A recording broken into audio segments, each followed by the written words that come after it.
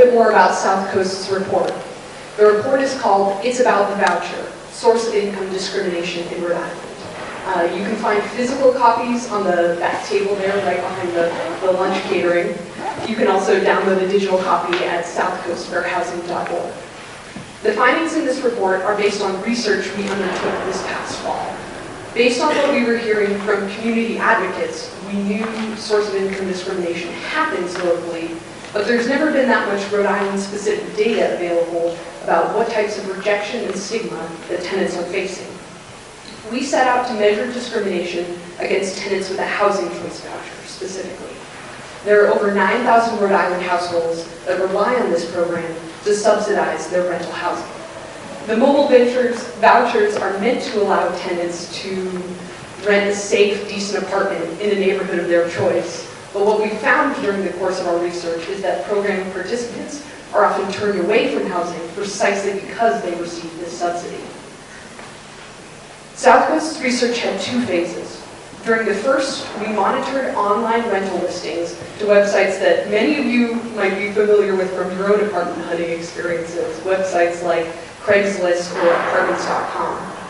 Our goal was to essentially approximate the apartment hunting experience online of a tenant with a voucher. We saw over 3,000 listings posted over the course of 2 weeks to the websites we were monitoring, and roughly 34% of those should have been affordable for a tenant with a voucher.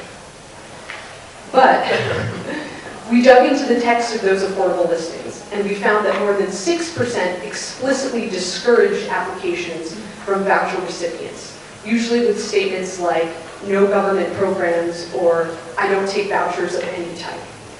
Another 15% required all prospective tenants to earn 2 or 3 times the rent in gross monthly income, which is an eligibility standard that eliminates the same low-income families who would receive the voucher in the first place.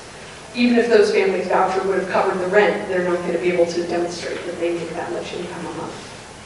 When you take those factors into account, the pool of available units for a tenant with a voucher narrows to 27%. The second phase of our research, we went offline. We conducted a phone audit because we knew that that 27% figure, even though it already did reflect certain of these online patterns, it likely didn't tell the entire story. We reached out to landlords and real estate agents who had posted online listings that seemed facially accessible to a tenant with a voucher. And what I mean when I say facially accessible is the ads were affordable, they didn't contain any discriminatory language, and they didn't include any exclusionary eligibility standards. When we got the authors of those ads on the phone, our test callers asked whether they would consider renting to a tenant with a voucher, specifically a voucher that fully covered the amount of rent they were requesting. But for 63% of the remaining units, providers refused to even accept an application from a tenant with a voucher. Another 11% expressed uncertainty. Only 26% affirmatively agreed to just consider that tenant.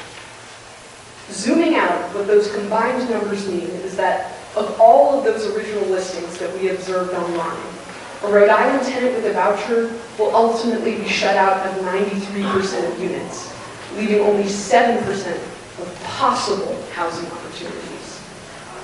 You can find more information in the report about the methodologies that we used to reach those numbers,